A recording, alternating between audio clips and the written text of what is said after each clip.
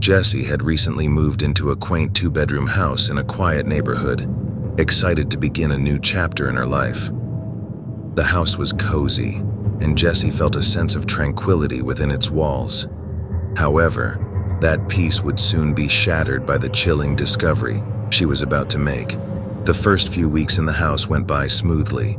Jessie had unpacked her belongings and settled into her new routine. Yet, something always felt a bit off. She couldn't quite put her finger on it, but the unease lingered.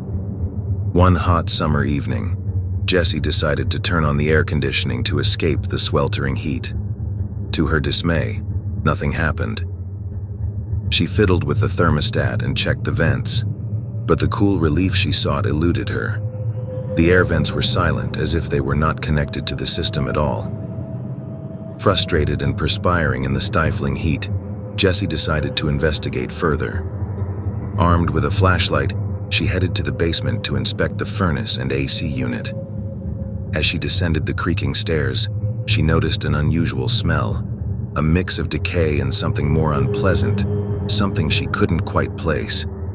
When she reached the basement, she was shocked to find that the furnace was in perfect working condition, the AC unit as well. Puzzled, she began tracing the ducts that led to the vents throughout the house. As she inspected one of the ducts, her flashlight's beam revealed something chilling. Peering into the duct, Jessie saw a pair of eyes staring back at her. The eyes were wild and filled with fear. Her heart raced as she realized there was a man living in the walls of her house. A wave of terror washed over her and she stumbled backward in shock. "Who are you? What are you doing here?" Jessie stammered, her voice trembling. The man in the duct looked malnourished and frightened. "Please don't call the police, I'm starving," he whispered. Jessie's concern for the man overcame her initial fear. She cautiously approached the duct, keeping her distance.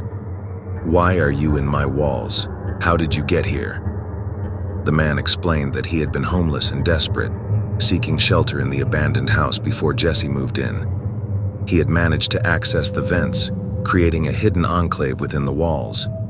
Desperation had driven him to sneak into the house when Jessie wasn't around, stealing food and water from the kitchen to survive. Jessie, torn between compassion and fear, contemplated her options. She couldn't let this stranger continue to live within her walls, but she also couldn't turn him over to the authorities without feeling a deep sense of guilt.